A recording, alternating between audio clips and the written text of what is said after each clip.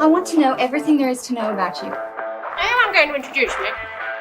You must have spotted her by now. She's always there. Don't I deserve love? Somebody has to like me best. You see, I believe that people like Madame Pearl and all these people here in this country who carry guns are the real assassins. Because, you see, they stimulate other people who are perhaps innocent and who eventually are the ones who pull the trigger. Hello and welcome to another episode of the Don't Know Her podcast. I'm Scott. And I'm Michael. And today we are joined, really excitingly, with someone that we love on social media. We love her podcast. It's Zita Short from the 300 Passions podcast. And you are very welcome. Hey, Zita. Hey, thank you so much for agreeing to have me on. I've been a long-time fan of this podcast, and I love offering recognition to those wonderful actresses who just don't seem to get enough support, especially on Twitter. So this is going to be a lot of fun. Yeah, and you've brought someone really incredible. But before we get into that, tell us a bit about your podcast. Yes, so my podcast focuses on unsuccessful nominees for the AFI 100 Years, 100 Passions list. So it's basically just American romantic films from every decade between the 1910s and the 2000s. There were only two 2000s films on the list, but it's a very wide range of movies and it's very fun covering all of them. Yeah, super. It's great. And have you had a favourite one so far, Zita, that you've done? Well, I got to talk about Clueless, which I really think is one of the masterpieces of the 90s and should be recognized as such. Love that. And who have you brought with you to our podcast? So the actress that I wanted to discuss is Geraldine Chaplin, who has this really fascinating career. She is an English actress, the daughter of Charlie Chaplin, obviously, and she spent most of her childhood in Switzerland. And then she goes on to have this really fascinating career where she crisscrosses between appearing in American independent films. She's in a lot of Altman pictures. She works with Ellen Rudolph a lot, but also appears in a lot of Spanish films. She was romantically involved with director Carlos Saura for a long time, and they collaborated on several films. And so you get this incredibly wide range of movies that she's in. And then she'll also show up with a bit part in something like Martin Scorsese's The Age of Innocence. So she's really just in everything, basically. Yeah, and she seems so humble. So I openly would have known of her, but not really thought much about Geraldine before thinking about this episode. And reading about her and her filmography, and kind of not that she fell into film, but it was David Lean who saw her in a magazine and said, "I want you in Dr. Zhivago." And if for whatever reason she's a part of this industry, and as you say, will work with like Scorsese, or like then be friends with Robert Altman, who's like, "Look, I have another part for you," and all these sorts of things. And it's just, she's really delightful to listen to. She's just so cool. And so many interviews and stuff, she turns up with like sunglasses on her head. She's just like, yeah, whatever. Which I guess comes with part of being, I can't imagine being the child of someone as iconic, like legendary as Charlie Chaplin would have been in his lifetime, and then, forever hers. But I'm so glad you brought her to us. And do you remember when you first saw her or knew about her? So I think my first encounter with her would have been Nashville, which is one of those acclaimed classic films that I watched far too early. I think I would have been 11 or something, and I had no understanding of what made it an artistically satisfying film. I was very bored. I wanted all of the musical performances to end way before they did. And I remember the thing that I was most confounded by was her character. And in the film, she plays a mentally disturbed English woman who's pretending to be a BBC reporter. And she's doing all of these awful things, like showing up for an interview with an African American singer who she only knows by name and assuming that he's white and then making racist comments.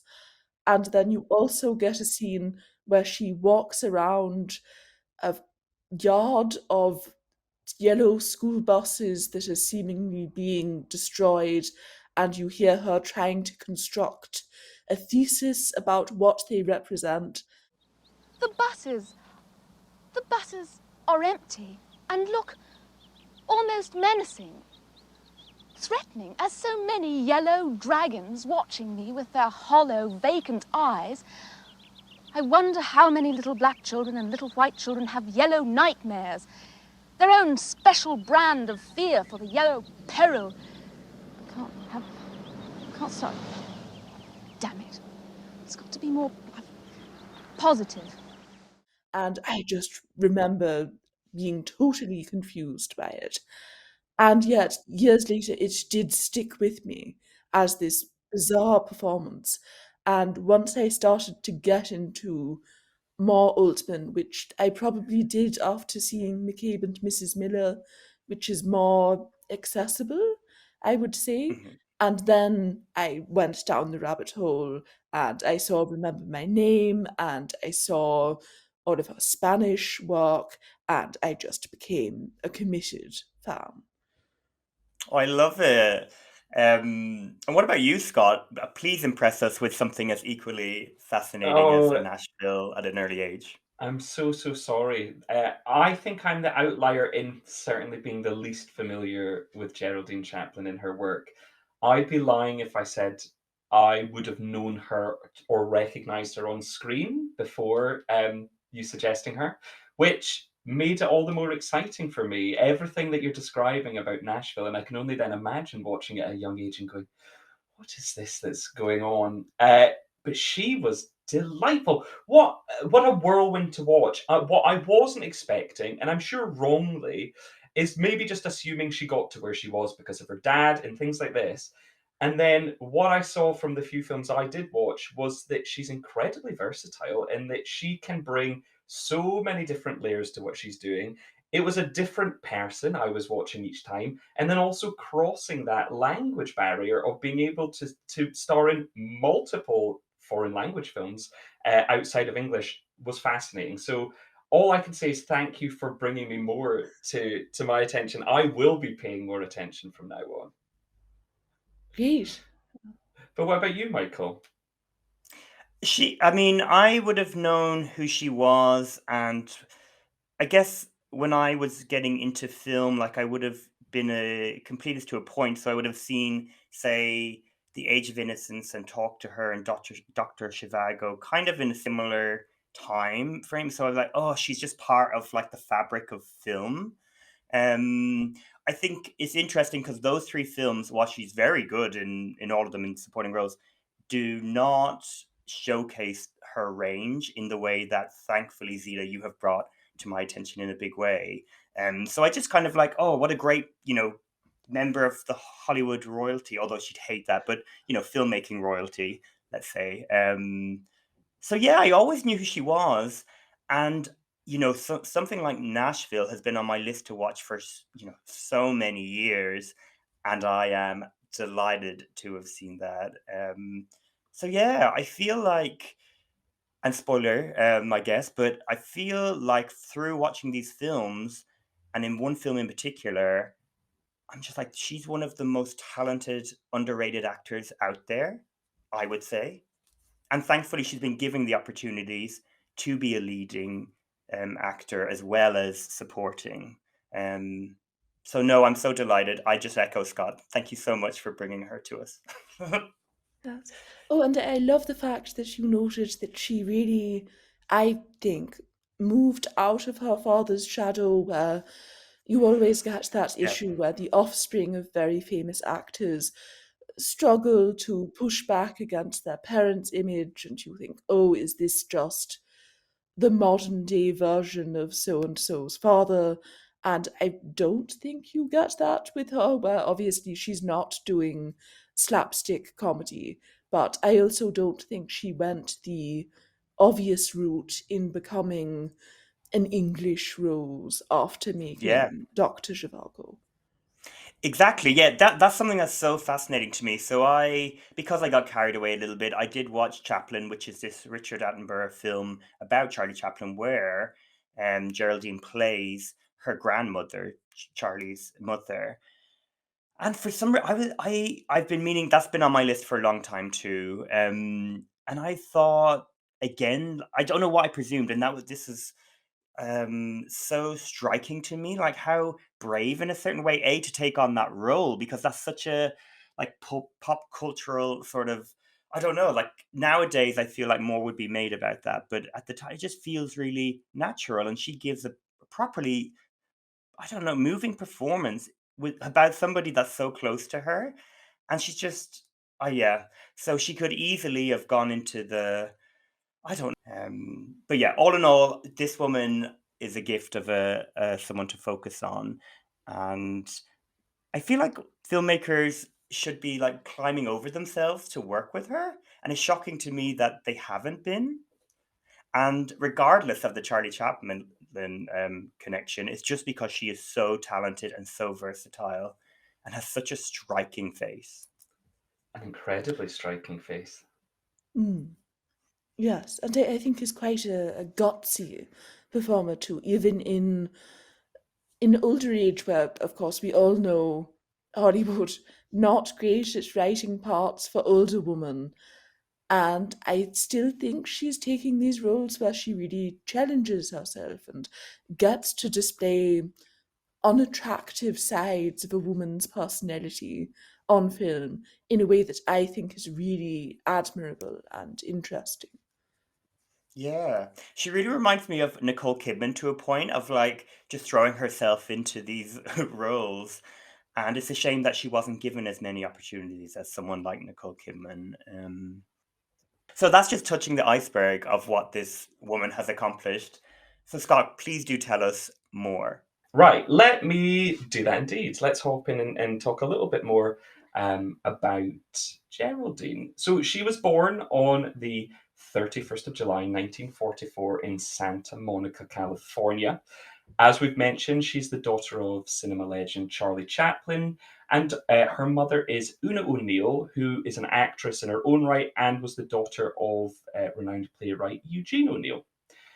And following kind of an early upbringing in the US, and as we mentioned, whilst on a trip to the UK and Europe on a family holiday, Charlie Chaplin was exiled basically for showing communist sympathies, something which was a big no-no at the time, and refusing to go back to the States. They then basically started making a living for themselves and based themselves in Switzerland.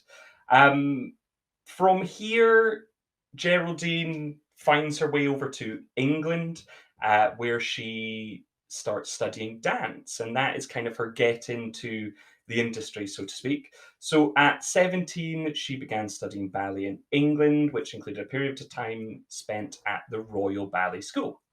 And then, following a very brief stint of actually working as a professional ballet dancer in Paris, she decided that she didn't want to do that anymore because she felt that by starting her studies so late that she wasn't as equipped as she would like to be a true dancer. She just felt it wasn't a fit. And I think she even said that she didn't leave ballet, ballet left her. And then from there, staying in Paris, she went on to start a career in modeling. And it was from there that she got herself noticed by very, very renowned director David Lean.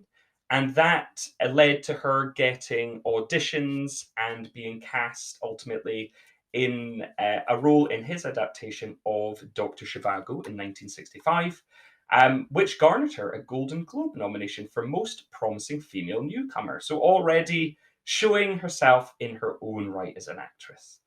In 1967, we saw her Broadway debut in The Little Foxes, for which she gathered some more terrific reviews. And this was the year that saw her first collaboration with Spanish director Carlos Saura in Peppermint Frappe. And then she would go on to work with him on 9 films in total, after committing to 2 more immediately after that one, which were Stresses 3 and Honeycomb. And then it was this relationship that would lead to a large chunk of her success coming within Spanish cinema. Other films she worked on with Saura included Criá Cuervos, Lisa Vida Mia, and Anna and the Wolves. And although she has had a good few successes within American cinema, Zita mentioned Scorsese's Age of Innocence.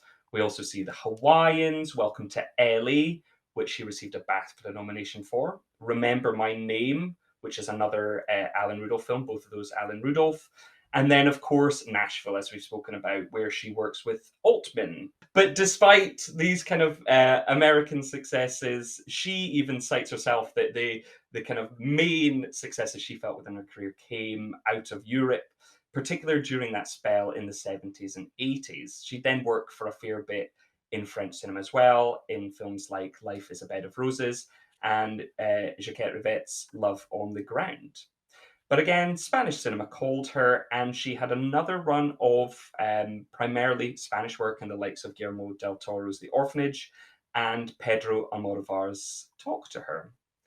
Other noteworthy film roles for Geraldine include a few maybe more recent ones, such as Jurassic World Fallen Kingdom, The Impossible, and A Monster Calls. She's also worked a fair bit in television, and maybe some of the more recent credits that might be familiar are The Crown, Electric Dreams, and The Hollow Crown. And maybe also worth pointing out that it's not just Charlie Chaplin who made a big splash in her life within the Hollywood world. She is also the mother of Una Chaplin, who also in her own right is doing incredibly well in television, known for things like Game of Thrones, and is slated for the next 45 Avatar films. So very exciting times for Una Chaplin. But yeah, Geraldine, a fruitful and really interesting career. And the variety, like you've pointed out, from these kind of European adventures makes her certainly unique or from anyone else we've spoken about on the podcast. So really exciting. So yay, Geraldine. Yeah, she's marvelous. She's marvelous. You're quite right. She's absolutely marvelous. And shall we start? Because I'm so interested to hear more about your young self and now your older self and Nashville, because I cannot imagine watching that film for the first time as a youngster. Like I'm in my 30s and I watched it and I was surprised by what it was offering. So I can only imagine what it was like. Yes, it's definitely one of those ones that, and this sounds so pretentious, but I really do feel like it's a movie for film nerds, and I do think you need to go into it with a considerable amount of knowledge of things like film theory. And it's this very intellectual, cerebral experience on a lot of levels. It probably won't emotionally move you other than a couple of subplots, and I think the humor can be very hard to pick up on. And I've seen it, I think, 5 times at this point, and Wow. there are still aspects of it where I'm just not on its wavelength in terms of certain subplots, and then I'll have people talk to me and go, no, wait, that's the best part of the film, and that's where the Yeah. political subtext really comes through. And I think even now I feel like I understand maybe 60% of it, but I'm definitely more on board with the satire today. And I do find it really fascinating how it mocks so many different sort of subsections of music culture, but then just generally the media. And I appreciate the fact that, especially in the form of Geraldine's character, you have these very specific types of hack journalists where she's actually somebody who's not a real journalist. But I do think it pokes fun at people working in the media without being a criticism that's too general, where I think you get that with some recent satires like that. Was it a Jon Stewart movie, Irresistible, that everyone despised, where that movie seemed to just sort of throw its hands up in the air and say, I don't Yeah. know, it's all bad, which maybe that's true, but in terms of getting the audience to think or laugh or have an emotional response to something isn't very effective. And I think the movie really keeps you guessing. But having watched it the first time, I remember the utter befuddlement that felt when I discovered that, oh no, she's actually not even the journalist that she's pretending to be. This is just an insane woman. Yeah, it's really interesting. Like she manages to be on the right side of believable, even as you mentioned earlier, she's walking in kind of these like this dumpster pit of cars or buses, and you're like, well, no, it makes no sense what this person is doing in terms of journalism. But there is something about her, like she has this real, I don't know, like sincere interest in capturing what's going on in Nashville, and so that makes it believable. And you kind of, I know what you're saying about the emotion, but for whatever reason, I found her really endearing. And I think it's because perhaps in my professional life I work with certain with I'd be aware of journalists, and some of the people that are the best kind of journalists, or the ones I find most endearing, are the ones like her who just are so eager to be part of the fun too. Um, and I should say before we keep going, just to give a little rundown of the story, because there's no way I could really cover it. But it's a story about 24 main characters over 5 days in Nashville as they lead up to this big gala political event. And you have all sorts of characters.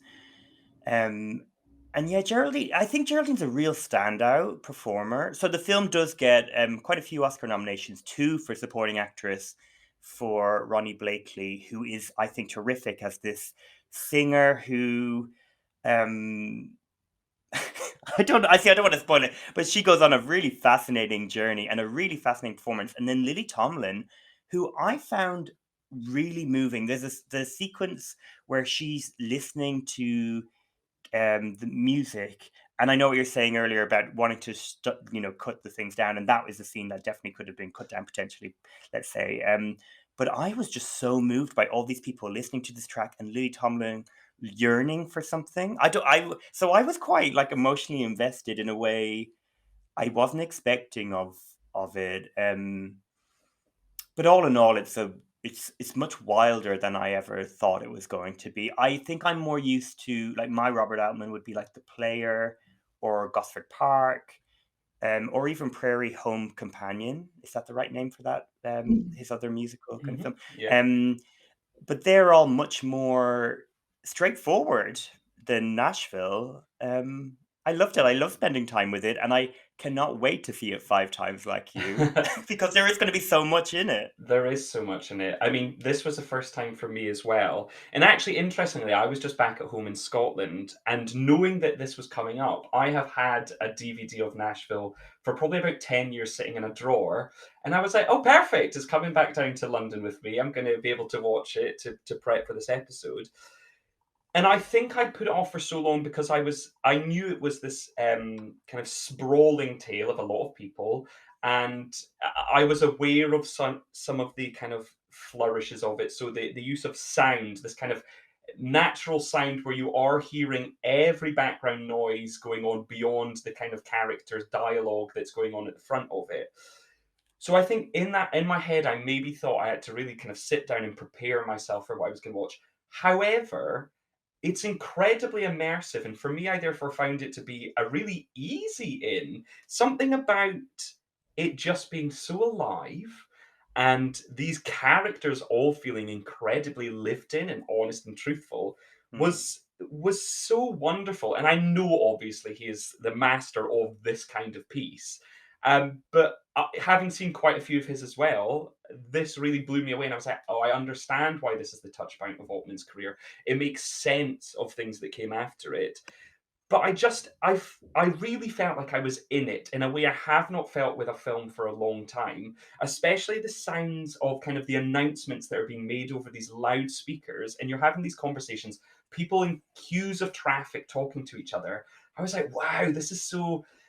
I can feel the heartbeat of this film. I am there. I am with them, and I'm transported. And to me, that is absolute movie magic. So I'm now on watching it once, Zita. I'm not surprised that you've gone back multiple times. What is it that's drawn you back as many times, or what is it? Is it trying to figure out those things you say you're still pass you by? I think that's part of it, but I also think it's one of those ones where your response to it changes as you get older and as you expand the frames of reference that you have to relate it to. Because I'll definitely admit, in the Donald Trump era, well, in the post-Trump era, Yeah. which we're sort of living in, Yeah. it was definitely a very different film to watch, where you do have this insane right winger in the White House, which had definitely happened before. Obviously, Ronald Mhm, Reagan existed, unfortunately, mhm, but you can't help but feel horrified during the scenes where you hear these announcements from this crackpot politician talking about how I'll get rid of taxation, and then 5 minutes later he's saying something awful and jingoistic, and you think, oh wow, this is what Trump is actually like. This is meant to be a ridiculous, over the top caricature of what this sort of political candidate is like. But no, we have a person in real life who is exactly like this. And so I think it does gain deeper resonance when you view it that way, but also just because I think it's a really interesting reflection on celebrity culture too, where mhm, I'm not necessarily a music person. I'm not super interested in musicians as celebrities in the way that I'm fascinated by old Hollywood actors, say. But I mhm, still think the film goes out of its way to make points about how fame changes people. And I remember being surprised that the Keith Carradine character, who I had thought was just sort of an accessory in the Lily Tomlin plotline, is actually fairly well developed as a character and mhm, has his own emotional arc to go on. And you really do get sucked into that. And that was a shock for me on rewatching it, mhm. where I had always thought of him as the one who's just sort of there to throw her life out of balance. And then you realize, oh no, there's a lot going on with his music group falling apart, and he's having an affair with one of his fellow musicians who's also married to his best friend. And so there's just a lot going on there, and it's very fascinating. Yeah, it feels like it's endless what you could Mm. get out of that film. We had just recently watched Crash for our previous Ooh. episode, and it feels like watching them very close together highlights the strengths and weaknesses of one and the other. Because you're like, God, if Crash had like living, breathing characters and this felt like a genuine world, this could have been a great film. And Nashville, you're like, oh, what a, as you say, like, and you pick any of those characters that at first you might be like, okay, they're kind of just there to support this story, or it's not like it's not that the plot is the most important thing. What's most important to Altman, it seems, are these characters and like the details of their lives. Um, yeah, I loved it. I'm so glad you brought this to our attention. And I would say, like, if you were to give the film two Oscar nominations for Best Supporting Actress, would you have included Geraldine Chaplin? Yes, I would. Unfortunately, I might kick Ronnie Blakely out. Sorry. And I think the Lily Tomlin nomination is completely justified. And I'm really glad that she got nominated for something like this, where I still think you get some of those Lily Tomlin trademarks from a lot of the comedic Yeah. performances that we know her for. But again, her character is fascinating as this white woman who's working as a soul singer, but there's also the sense Yeah. that she only has that position because her husband is this executive and she's in this unhappy marriage, but she's also seemingly an attentive and loving mother. And so it's interesting to see her character trying to reconcile all of those different facets of her personality. And I think the affair plot line, which could have been really tacky and tawdry, doesn't necessarily go in the direction that you think it will, and ends on this very emotionally nuanced note where it's not just the stuff of a trashy romance novel. Yeah. Yeah. Oh, yeah, I do think Lily Tomlin, and this kind of guess I'm just a diehard fan, so to watch her give such a great performance in such a great film was so rewarding. But I think you're right. I think I would have included uh, Chaplin in the two nominees for Best Supporting Actress. But it does seem hard, like outside to Lily Tomlin, it's like, oh, there's lots I could. Yeah. I don't know, different viewing, I'd have a different opinion, perhaps. It's there's something special about her presence there, though, in that her accent, which is so specifically capturing the type of person she's playing as well, which is quite good. So even though she is, like you're saying, playing a kind of hack journalist, she must have studied like BBC journos of that time, because she really gets it. And the voice just cuts through everything. Like I'm saying about the noise and the immersion of it, the kind of Americanisms blend together, but she cuts through it. So she really is hard to ignore within the context of the film. But also, beyond her accent, she's doing a terrific job. Moving on from Nashville, Scott, is there a film that stood out to you in what we've watched for Geraldine as a newbie to her? Well, to be honest, all of the films we picked really stood out, and only one of them I'd seen before. For her in particular, it's a toss-up between a couple, but I'm going to flag Remember My Name, which Zita's already mentioned at the beginning, as kind of one of the entry points for you as well, where you tracked that one down. A 1978 film by Alan Rudolph about a woman released from prison, and we're kind of just encountering her as she's reintegrating into life and society. What's the matter? You scared of women? Look, what do you want from me? I want a set of clean sheets. And I want drapes for my windows. What? I want my house livable. You have to make it livable yourself. Oh, listen to that. Isn't that just typical of a stone cop? But quite quickly, we understand that she seems to find an obsession with a married couple.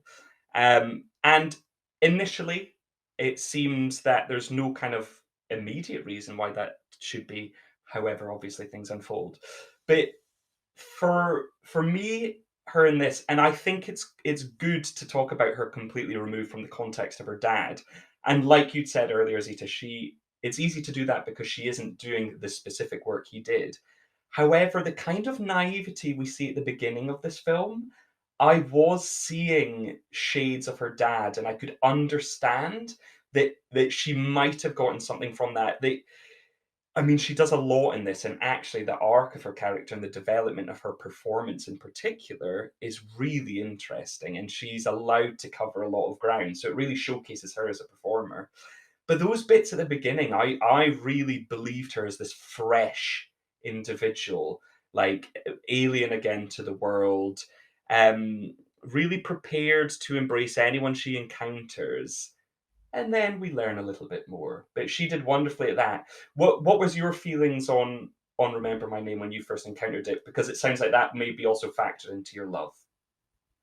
Definitely, yes. And I feel like this movie gets introduced to a lot of people as the art house version of Fatal Attraction, where I think it's different because obviously the relationship dynamic is changed a bit, but you definitely watch it and you're on shakier ground than you are in Fatal Attraction, which does deserve some credit for being psychologically complex in some ways, but as a lot of people point out, the gender dynamics in that film are quite clear cut, where this man is threatened by a career woman, but because the movie hates women on some level, career women just want to have babies and actually just want to steal men who are married to housewives.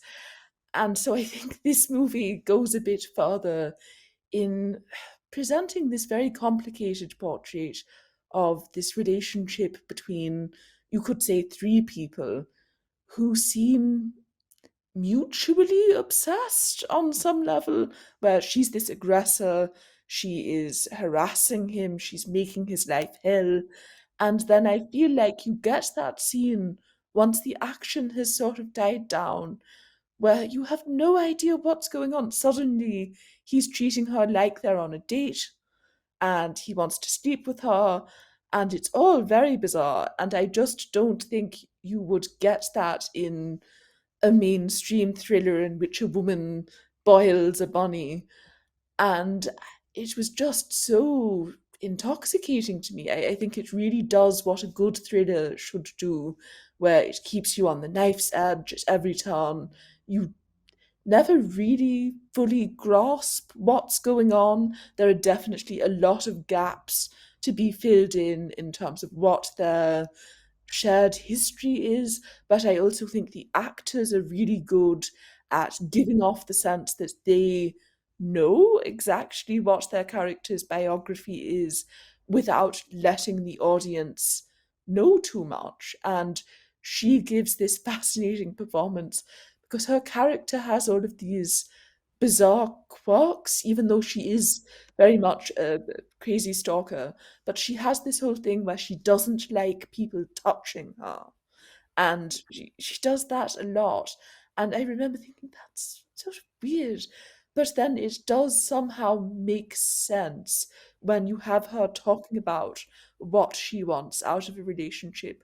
And she's one of those people who enjoys toying with people and pushing them and provoking them, but absolutely cannot handle it when anybody else teases her or attempts to manipulate her, and just implodes whenever that happens. And I, for some reason, love characters like that, where they're just incredibly fragile, they can dish it out, but they absolutely can't take it. It really is such a striking film and works largely because of the performances. I mean, it's so well scripted. Like you were saying, there it starts and you're not quite sure where you stand, and then you're like, oh, she was in prison, and then you're like, and then something else happens, and you're like, oh, now I don't understand what's happening with this couple, and she's obsessed. You're like, oh wait, now they're on a date.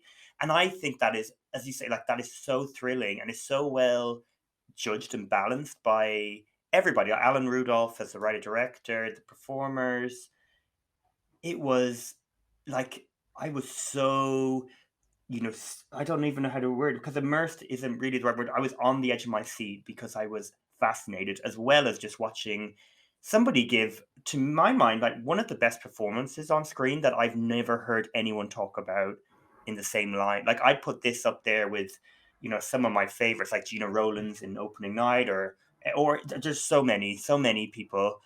I just think she's so good at going between being a victim, being the aggressor, being a love interest, being the bunny boiler, being all these different things and making it all believable in the same person. Um her how she like interacts, like, it's startling. So you see her as kind of timid at some points, and then the way she talks to Alfred Woodard, who she's working with in this shop, you're like, oh my lord, like this woman is really going to bite if somebody doesn't agree with her. And then you see her walk around the couple's home that she's obsessed with, and the way she interacts with the wife, who's never met her and doesn't know who she is so startling. She like mimics her. How do you know my name? How do you know Neil? How do you know my name? How do you know Neil?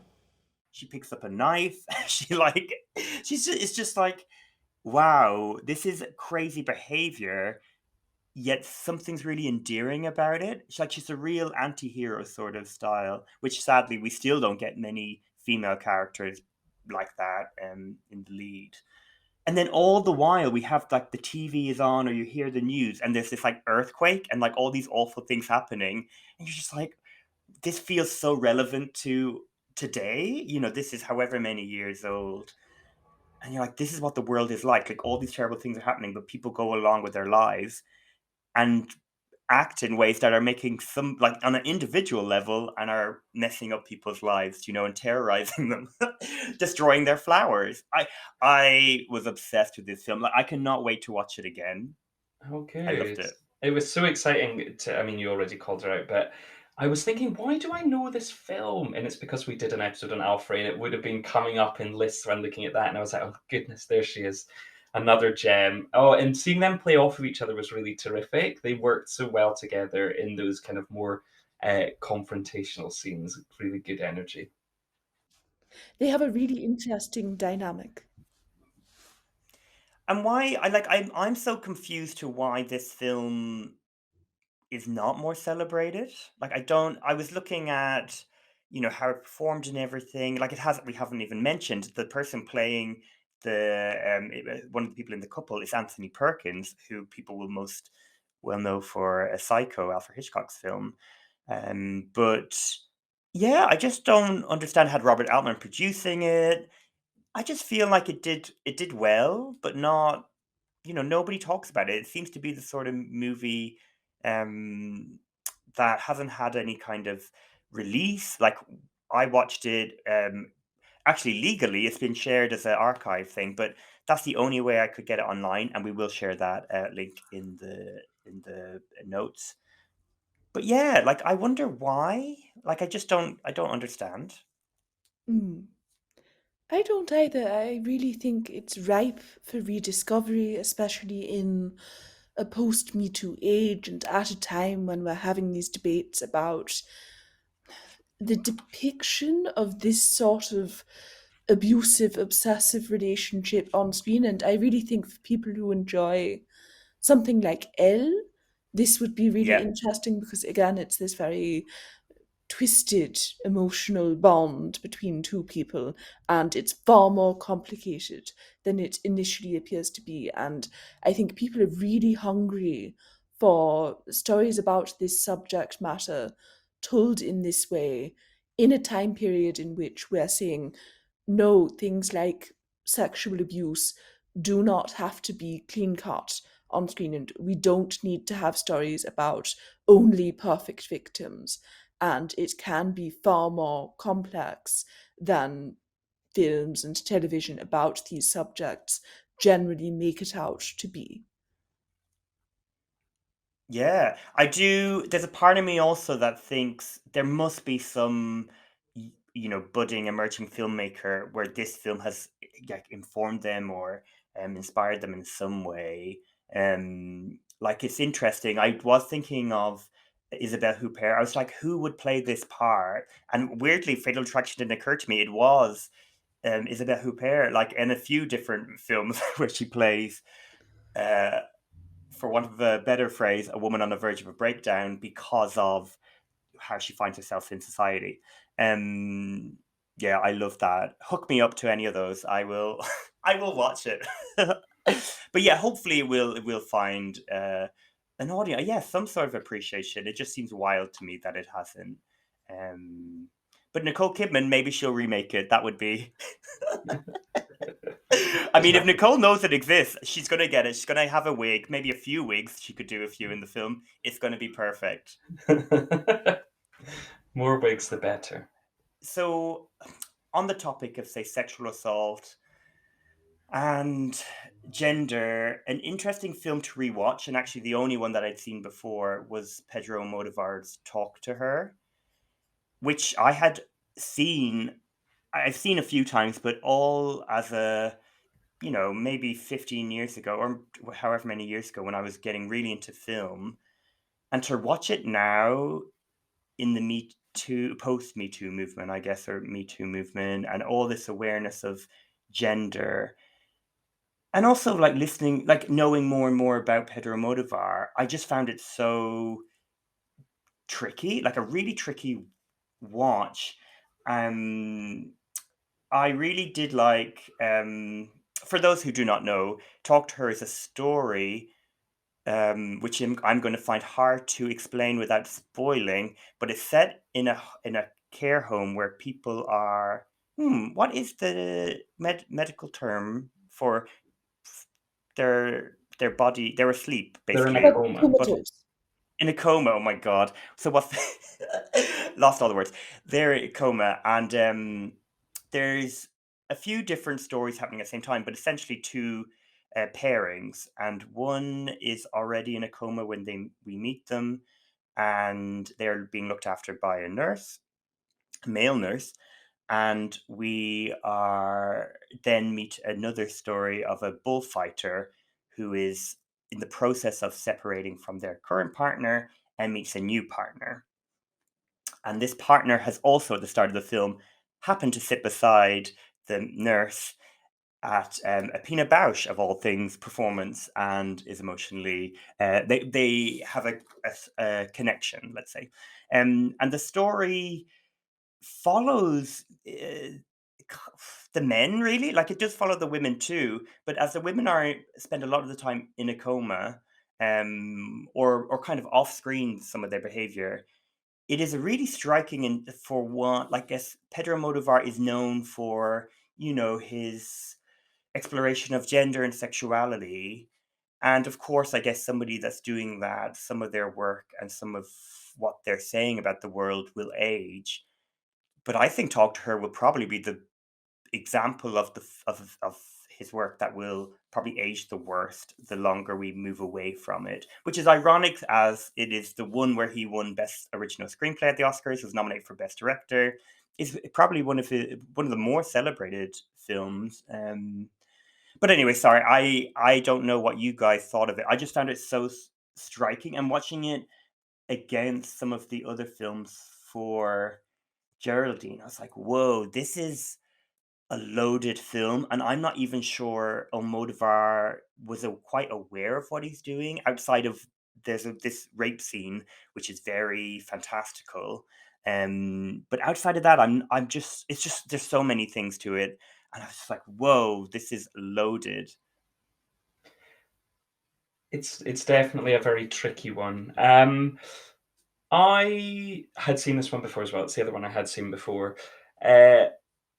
I think you're making a fair point, and that may be the case, that he maybe would reflect on it differently now. I'm not sure, but it does read to me that central character, and what's his name again?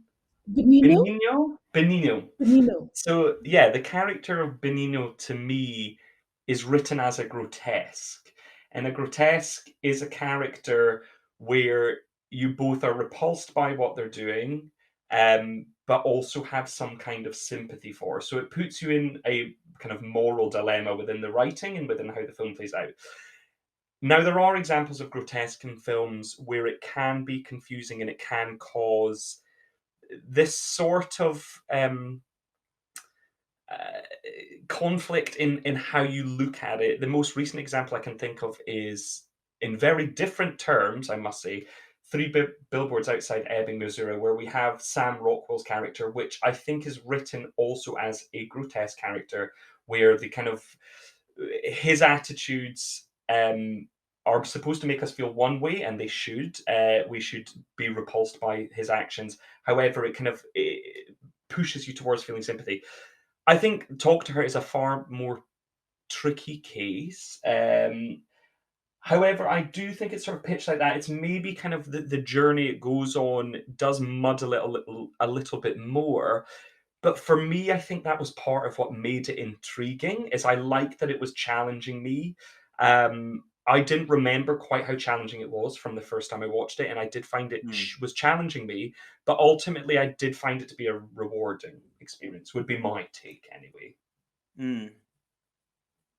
It is very much like Three Billboards. I hadn't even thought of that comparison. Even it probably even more so leans into, at the end, inviting people to feel sympathy for him. It's really fascinating. I'm just so fascinated by it. Yeah, and Geraldine, So she plays the ballet. She's like the head of the ballet school, which the woman at the start who's in the coma was part of, and she treats her like she's her daughter. And she's really lovely. Like she plays her music, she like or brings her music. She's actually quite seems to be quite fond of the nurse as well at the obviously at the start. Um, and she has arguably kind of quite an important. Or she informs the ending, I guess, or you can read into it that she informs the ending. Like for what she's has a conversation, and you're like, yeah, I know what's going to happen now. I don't agree with what's going to happen now. I think you should leave the woman in the coma alone, you stupid men. But like, if they're kind of going for a happier ending, or maybe I'm just reading into it. It's the way the titles are work, and you can see that the suggestion is she's going to fall in love with the other man. Um, but I love like Geraldine as a dancer coming full circle is perfect. Um, and I think my memory of Talk to Her also had her as a larger part in the film. So I was a bit disappointed she was only in maybe even a handful of scenes doesn't seem right, but she is in, I guess, a handful of scenes. Where's her storyline? I'd love to hear more about her character. Definitely. Yeah.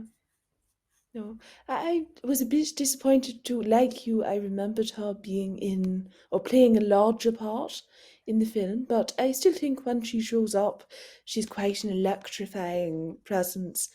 And I can definitely see what you're saying in terms of your reservations about how the film depicts certain sensitive content, and it's not necessarily the most tasteful exploration Yeah. of these themes, you could definitely say. But I still think that there does seem to be something fresh and current about the film's willingness to go there, and especially when this movie comes out at a time when I think you have all of those awful Miramax films that came with this sense of pomp and circumstance, and we are saying something important. We're being brave for saying something that would have been controversial 20 years ago. And I think at least this movie does seem like it's trying to do something. The ambition is there. And I don't think it's a perfect film. I wouldn't put it among the 60 greatest films of all time, which I believe Paul Schrader did. But I definitely see why it was so popular in 2002, and it got all of those Academy Award nominations, it won things, and I would love to see more of that for Spanish films. And I know controversially, it was not submitted for Best International Feature, which was a strange choice on their part. Well, Almodovar. I mean, I am, contrary to what it might have sounded like, such a huge fan of Pedro Almodovar, which I guess is the other reason I'd be kind of hypercritical, particularly talking about it on a podcast and having it recorded. But yeah, he makes a song and dance every time when Spain does not select his film. It's the way it's structured. I guess if you're in charge of Spanish cinema, you cannot select the same person again and again. As much as I would if I was in charge of the jury, because I feel like Parallel Mothers this year, 2022, wasn't selected for Spain either, right? And he'll make a song and dance about that as well. But fair play to him. But yeah, Talk to Her. That's probably one of the reasons it was nominated in these other categories. But I loved him, and I love him, and it's interesting what you're saying because you're right. It's what it's touching upon is interesting, and I don't know if you guys have seen The Skin I Live In, which is the Antonio Banderas film, which Yeah. is also revolves around a sexual assault, and then there's a huge questions of consent, and also I think that film deals with a similar subject matter in a much more meaningful sort of not meaningful in a much more thoughtful way. I think that's my fear of Talk to Her is that outside of like how do you depict rape on screen, I'm not sure how much was thought about that action and that behavior in a way that was outside of kind of what you're talking about, the grotesque kind of characterization. I think I was just so surprised, and I was like, "Whoa, this is shocking that this wouldn't have occurred to me before. That this character that we have been informed to feel sorry for really doesn't deserve my empathy." As much as I love the actor, is Javier Camara? Is that how you say his name? Anyway, he's in loads of Almodóvar films, so great to see him as a lead in a Almodóvar film too. But yeah, But I imagine he likes the idea of people having these conversations and it not being simple and not being handed to you on a plate. And normally, the kind of discussion points of his films, like Parallel Mothers, for example, comes more in the undertone, the layering of politics and whatever it might be. In this one, it's a far muddier subject matter. But I still think he would be intrigued to know how people allow it to play out in their heads and in their discussions. But yeah, to kind of loop it back to Geraldine again, I do love her presence here. I love that she's a kind of character, and you can imagine her as a teacher. I think I would have known teachers like this in my life, where in the moment where she is playing her the music as the character of Alicia's comatose, you imagine that that doesn't matter to her. I think she's sort of fine to be someone who talks at you. So this presence in her life might be a welcome one, and that she's able to kind of talk at someone and make them listen to certain things and do these things, but with joy, not with any contempt or anything like that. You can see there's a lot of love there. But I kind of like that feeling of this works for her. This dynamic still kind of works for her. She plays it so nicely. yeah, she's like a firm mistress. I love it. I love when she's out of the coma and she's like, "Are you tired?" And she says yes. She goes, "Great. Well, we'll do more exercises." You're like, My God." It's like but it's with love. It's not out of like you're going to be a dancer again, because presumably she wouldn't be. It's just like, yeah, there's a real character there, and she's a real yeah, she's a really great supporting part in that film. And then the last film that we chose, or well, Zita chose for us to look at with Geraldine, is one I'm really nervous to pronounce because I'm totally going to get it wrong. My pronunciation is always wrong. I'm not Criá Cuervos. No, Criá Cuervos. That's not right. Criá Somebody else say it. Cuervos? Cuervos. That's what I would say. Zita, maybe you'd be the best at this job. Criá Cuervos? Love it. That sounded like the most elegant. Yeah, which is such a, like, I have such a soft spot for films about childhood and about children coming to terms with the realities of the world. And this is such a wonderful example. So we meet an 8-year-old called Anna, and she hears her father struggling, and like he and then sees a woman leaving.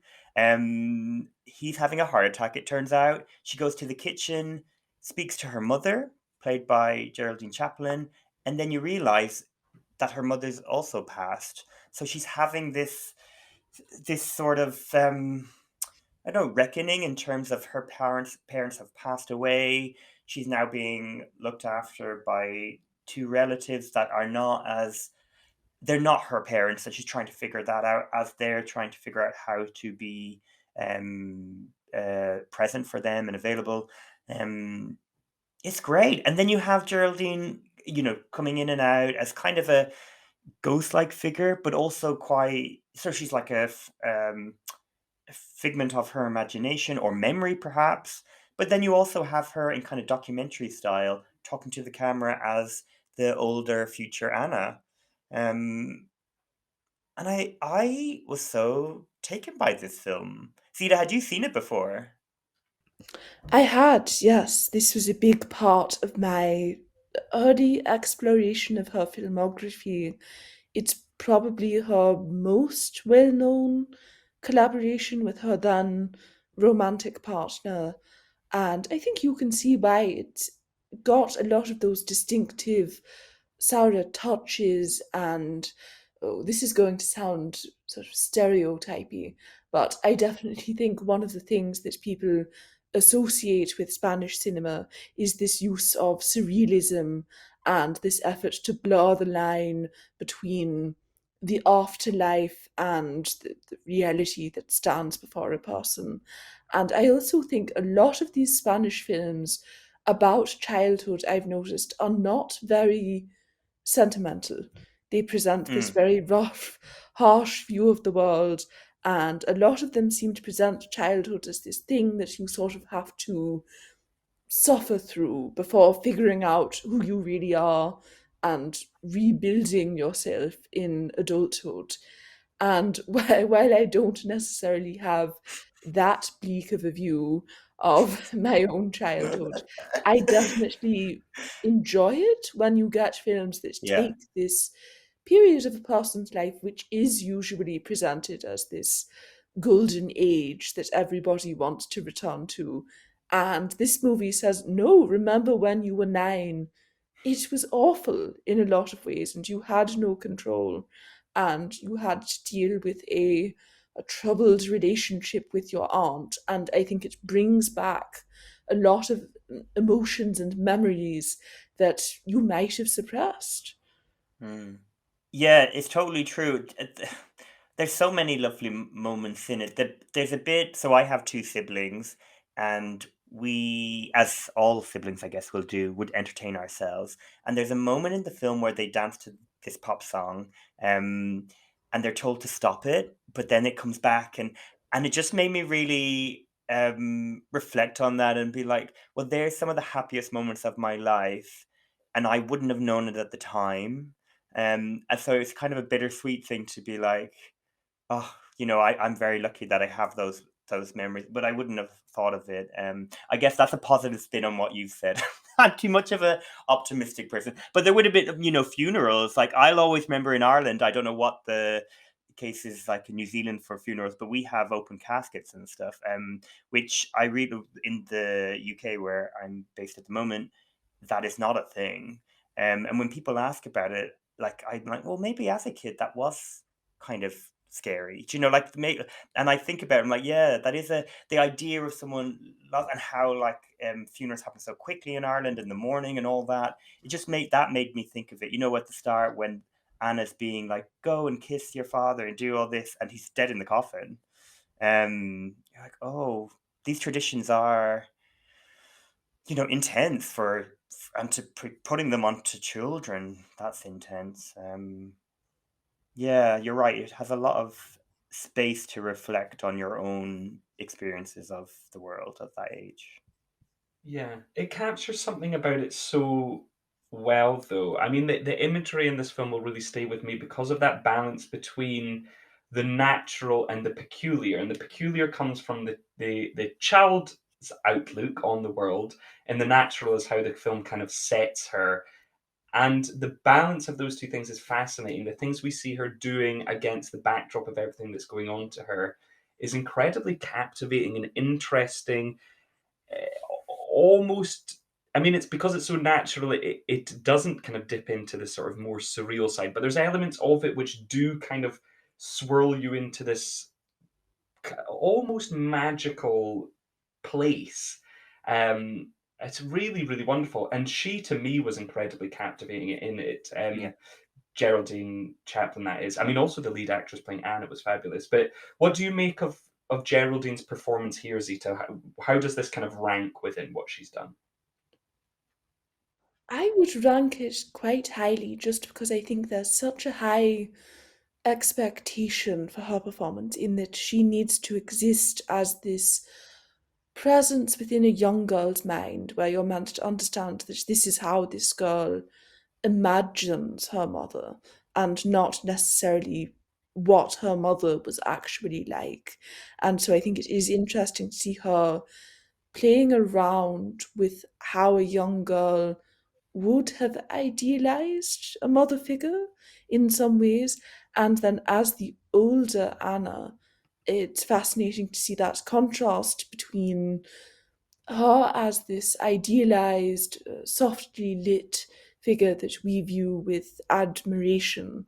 And then I think you have this older woman who seems quite serious, quite dry, quite Mm. able to look back on the past in a fairly unemotional way. And I think that contrast really works. And she also overcomes the not necessarily language barrier. From what I've heard from my Dominican friend, she does speak very good Spanish, but I do think that whole accent thing can be a deterrent for some Yeah. actors when it comes to acting in a different language. I know Jane Fonda got trashed for making French films in the 60s, and so I think she never seems awkward in her line delivery. I would say you don't get the sense that this is someone delivering a phonetic performance. And I think Mm. it just comes across as so assured and so naturalistic. Yeah, she's great. And out of all the films well, actually, let's extend it to everything. What do you think is Geraldine Chaplin's best performance, Zita? Remember My Name. Great. That is by far, like, from what I've seen, I'm just so in awe of what she achieves in that film. Um, would you agree, Scott, from your Yes, from introduction? the introduction and still the far too few that I have seen, yes, it was Remember My Name, but that is not any slight at all in what she's doing elsewhere, which is still absolutely fabulous. But it's really, as we pointed out when I'm talking about it, it's really incredible work. So one to be remembered for. And is there any films that we've not touched upon, Zita, that before we go on to the quiz and looking at what we wish she did do or will do, is there any films that you would highlight people seek out in addition to what we've talked about? Well, I think she gives a really interesting performance in Welcome to LA, which is another Ellen Rudolph film, and it's also worth seeing because Sissy Spacek gives a fantastic performance in it too.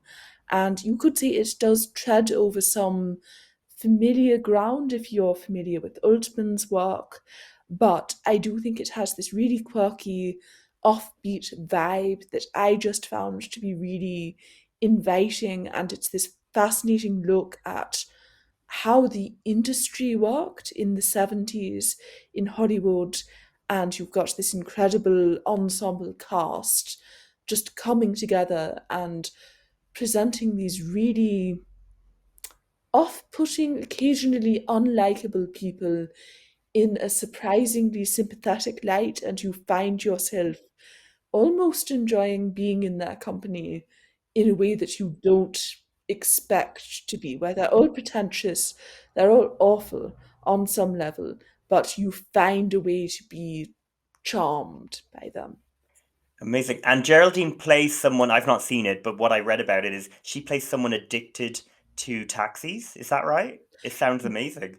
Yes, and the Greta Garbo film Camille. So that's quite funny. Yeah, this is on my list now. I'm continuing my Geraldine Chaplin phase of my life forever. Well, great. Okay, well, I'm going to test you guys. Ooh.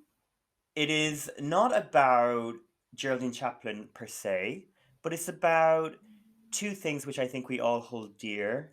Well, one in particular, the Oscars, and families that are, well, Hollywood families, filmmaking families, dynasties. If you're ready to play. Sure am.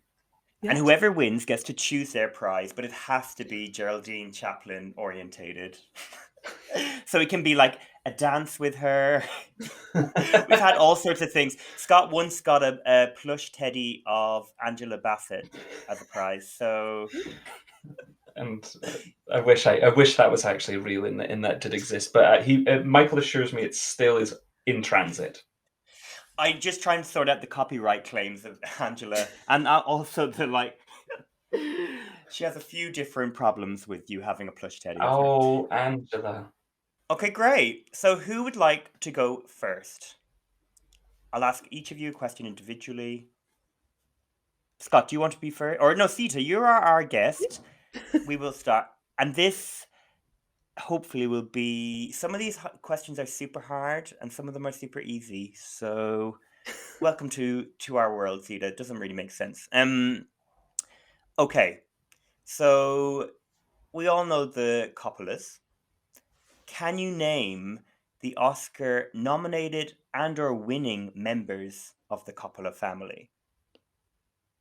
So Francis Ford Coppola, Yeah, Sophia Coppola, yeah, Nicolas Cage, yeah. and who was Eleanor nominated? Was No. Carmine?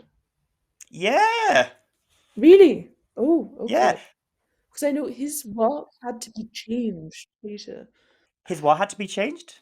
His didn't he did the score, and then Francis Yes. Ford Coppola privately disliked it and brought someone else in to change his father's Oh, work, which Oh my. sounds stressful. Lord. Uh, I'm sure that was a happy moment, but he still got his Oscar for someone else's work. Wow, that's fascinating. What a fact to reel out. And there are two other nominees directly in the Coppola family. oh, so I know Roman is a producer. I don't know if he's been nominated. He is. He's a nominee for writing Moonrise Kingdom with Oh, Wes Anderson. Yeah. interesting. Okay. Who else is there? Someone I I'll say know. it's a Oh, woman. Talia Shire. Yeah. I was like, God, if you knew Carmine, I was like, where's Talia? Great. And there are like additions to the Coppola family. So for Brownie Point, if you could mention anyone who was potentially married or previously married to Oh, the Patricia Coppolas that are winning. Arquette. Yeah. And then the other people I have are David Shire and Spike Jones. Yeah. Oh, sorry. You get all the points. Wow, I am Amazing. so bowled over. I don't want to go up against you, Zita. You have an encyclopedic brain. That is so impressive. Yes. Well, your question, I hope you'll love, is can you name all of the Oscar nominated or winning members of the Redgrave family? Oh gosh, okay. I doubt it. Okay, so Oscar winning or nominated Redgraves. So we have Vanessa Redgrave. Of course. Nessa to her friends, which we're not. Um, Nominated or winning though? Ooh, because I was then just going straight in for the daughters, but I don't think either of them are nominated for Oscars. Don't think No. Jolie is. No, Jolie nor Natasha have not been nominated. Um, oh god, this is gonna really stump me big time. Michael Redgrave. No. I'm actually really surprised how little the Redgraves have been nominated for Oscars. No, wasn't Michael Redgrave was nominated for Morning Becomes Electra, right? Oh my God, here I am lying. Quizmaster doesn't know what he's doing. You're totally right. Apologies, you did get paid. Oh wow. Okay, thank you, Zita. Thank goodness you're here. Scored me another point by outwitting the quizmaster. Um, okay, so that's to be honest, I don't know that I could start reeling off names of others within this Think of dynasty. someone we just talked about in the Brendan Fraser podcast that we absolutely loved. Hold on, that is a Redgrave and a Brendan Fraser. Oh, of course, Lynn Redgrave. How silly of me! Why did I not go there first? Dafty, and of Yeah. course, oh God, so surely it's only there's can't be any more than that, is there? Well, I would have thought there was, but unless Zita's going to tell me there's more, I don't believe so. Because there are more Redgraves working in film, but none are I guess nominees. there are husbands where you could say Liam Neeson was Mr. Natasha Yeah. Well, that was going Richardson. to be my next question. Zita, you are rolling over Scott in this quiz. Comfortably. Okay, well here we go, Zita. Let's see how you probably will know this, so I'm not going to build it up too much. So this is a bonus question on the Redgrave round. Both of you can answer if you like. Lynn Redgrave is the only person to hold an awards related stat. Do you know what that is? An American awards related stat.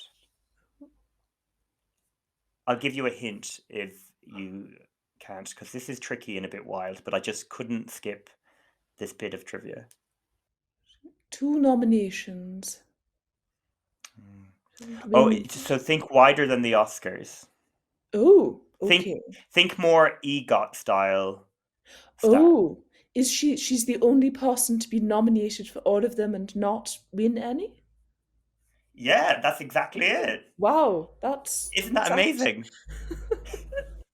Is that a good stat or a bad stat? I do not know. I don't- yeah. Well, at least she's got the nominations. It's better than being completely unrecognized. Okay, so Zita, here's another hard question for you, even though you did get the EGOT one in the end. So far, there is only one instance of a father and his children being nominated for the same award. Do you know what film that was, or who the father was? Might be an easier one.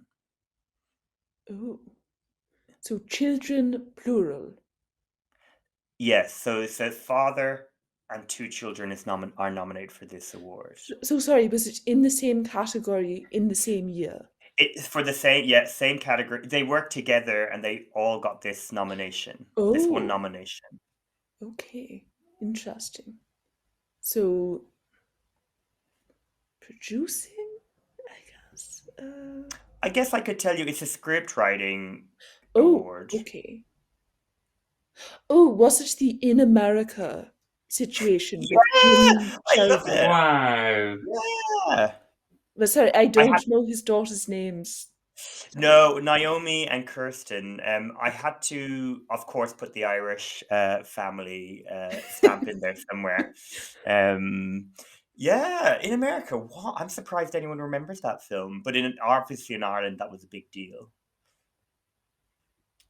But a lovely film I remember with a lot of racism. I imagine questionable stuff there about black magic. Yeah. I can't remember now, but that's it's a while since I've seen it. Okay, Scott, here we go. There is one pair of siblings that have won lead acting awards, but each, obviously not together. Who are they? One pair of siblings that have won lead acting awards. God, this one's one that's going to be really easy, and Zita's sitting there thinking, you dummy. You should be answering this straight away. Let me stew for a minute. Stu. I will say it's one of them is one of my all-time favorite actors, and one is kind of beyond. It doesn't matter if I like them or not because there's no way to deny they're so good on screen. But one I absolutely love. Is it? I'm just trying to think of what I'm blanking on what he won for. I'm assuming it's Shirley MacLaine and Warren Beatty, but I can't think of him winning ever. No, he didn't. So it's not. He won director. Yeah. He won director. Okay, poor Warren. Right, hold on. So another one. Oh, who's this going to be? Who's this going to be? Who's this going to be? You know what? I don't want to stew on this too long. Zita, what is the answer? So it's Olivia De Havilland and Joan Fontaine. That is incredible. Woo! I would have never known that. That's amazing, though. I literally had no idea. So you guys are the old Hollywood nerds. I'm afraid I've been proven very, very different on this one. It's true. And when you say old, you mean about the time of history we know, not that we're old. I'm assuming. No, in this case, just about the time of history, you understand. I would never say something like that about our guest. You, on the other hand, might call oldest son. Well, I had a tiebreaker question, but you know what? We don't need that because Zita, you are our winner, and you can have whatever prize, Geraldine-related prize you want. Do you have anything in mind that you'd love for her? Well, I would love to dance with her. I think that would be Aw. fantastic. Although I couldn't keep up, I assume.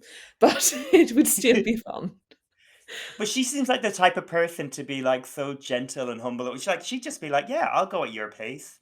Unless she's her character from yeah. Talk to Her, then good luck. Oh my god! Or a lot of the films, I would imagine having "Remember My Name" version of Geraldine. I'm not sure I'd want that dancing. Okay, so let's look to what we would love to have seen her in or to see her in the future. And again, Zita, as our winner and as our guest, I don't know which one you wanted to start with, whether it was the remake or a sequel or connecting her to a filmmaker. Well, I thought we could start with remake, and the one that I was interested in connecting to one of the trivia questions. So there's a very famous Joan Fontaine film called Letter from an Unknown Woman, which is a very fascinating movie about obsession, and Joan Fontaine sort of plays a crazy person in it, but there's something oddly admirable about Mm. her devotion to this one man. And I think a young Geraldine Chaplin could have been really interesting in a remake of it, although I know that it would be very difficult to top the original, which is a masterpiece. So Yeah. I suppose you worry, would they screw it up if they tried to make it again? Yeah, if we could be guaranteed it would reach the heights of that amazing film. And what about you, Scott? What's your remake? My remake is not nearly as sophisticated an answer, but go figure. Um, I think this was very much linking onto the dance background, watching Talk to Her, but I thought of Barbara Hershey in Black Swan, and I would have loved to have seen Geraldine's version of the ballet mother in the context of that film and what it looks like in that world. And I do think she would ace it. I actually think her energy can be quite similar. And the expressiveness quite similar to how Barbara Hershey actually plays it, maybe in Black Swan. So maybe it's not too much of a diversion, and therefore perhaps not the most um, intelligent of answers, but one I'm pleased with, and I'm going to go with that. You guys will not believe this. So I have also written Black Swan, Wow. but I was imagining going back in the past when she was younger and playing the Natalie Portman part. Oh, interesting. Oh my god, that's so fun. Look at us. We are more in sync than I would have ever thought. Um, because she has this sort of anxious, highly strung energy, which would work really well. And as I mean, I think Natalie Portman is incredible in Black Swan. But Geraldine Chaplin, I guess this is because she was a dancer, is very like there's something that when you look at her, you're like, yeah, she is a just ballet. She is a dancer, so that would have been, I guess, more natural to her. But anyway, of course, what a gift! If I could, and I guess this goes into what you're saying about Letters of an Unknown Woman. I would. There's so many performances. I'm like, oh, I'd love to see a different actor play that all the time. Because I was also thinking The Father, which I bring up all the time for older actors. But what a gift to watch somebody. Yeah, but I just love as an acting exercise. Um, yeah. And what next, Zita? Would you like to talk about? Sequel or filmmaker? Oh, well, we could do sequel, which I think could be Yeah. difficult with some of her films, Yeah. which have quite definite endings where you think, I don't know where the story would go from here. Mm, But sure. I was drawn to an early Merchant Ivory film, Roseland, which she was in, which is made up of these different vignettes that are loosely based around romantic relationships. And the one that she's involved in involves a love triangle in which Christopher Walken is this kept man who dates various older women, and she is one of them. And I found that story to be fascinating, where he's just so attached to that lifestyle that he can't imagine breaking out of it. And I think those characters were so interesting that I would be interested in seeing a sequel to the film, preferably another Merchant Ivory picture, just because I think they do so well with literary adaptations and stories about delicate, sensitive people. And I think it would have been interesting to see just a couple of years down the line how those characters ended up. I love it. Yeah. I also one of the remake ideas was thinking, and then I was like, no, this actually performance's weight is untouchable, and I don't want to do anything about it. Was A Room with a View and recasting Maggie Smith's part with Geraldine. But I think Maggie does that sort of role of like uptight woman who cares about society way too much. So well. But yeah, I actually okay. I need to watch this Merchant Ivory film. Amazing. Yeah, sold on that. Um, I'll go next because my answer is incredibly weak because I've barely seen any. So it's almost like I don't have an answer, but just as kind of default, I actually did say talk to her because I would definitely like to spend more time with her character. So if we can explore where she's at and where her life as this dance teacher is at, there's plenty of directions we could go. We can get Penelope and the gang in. It could be a great time compared to the circumstance of talk to her. So that's going to be my answer. Well, mine is pretty boring too because I feel ill-equipped in terms of all of her filmography. But I was reading that there was talk, and this is from Robert Altman, that there was going to be a sequel to Nashville and be called Nashville 12, set 12 years later. Um, and apparently there was a script, and a lot of the characters came back. So I'm assuming Geraldine would come back too. I'm not sure. Like that film seems so perfect as it is, so I'm kind of glad that didn't happen. But at the same time, if it was equally as fascinating, I would totally watch it. So that was my choice, but pretty bland, I guess. And yeah, and lastly, Zita, what is your last wish or past hope, I guess, for Geraldine? Well, in terms of the modern cinema landscape, in terms of directors that I'd like to see her work with, I think she could have an interesting collaboration with someone like Mia Hansen-Løve, where Mm. she's this important European art house director, and I think she's really capable of working with older actresses and understanding why people are fascinated by stories about women who aren't 21. And so I think that could be a really fruitful collaboration, and I would like to see her in a Mia Hansen-Løve movie.